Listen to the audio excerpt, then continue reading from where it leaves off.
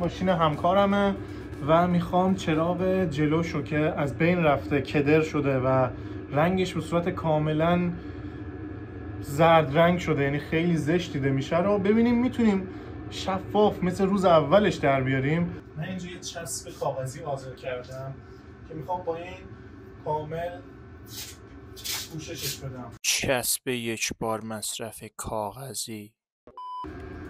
سنباتی 1500.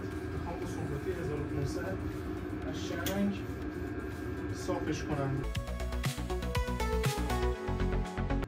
اینجا دو مدل مواد داریم، یعنی اون موادی که توشه پرز بیشتری داره، یعنی خیلی قویه. 1000، این 2500، یعنی ریزتره.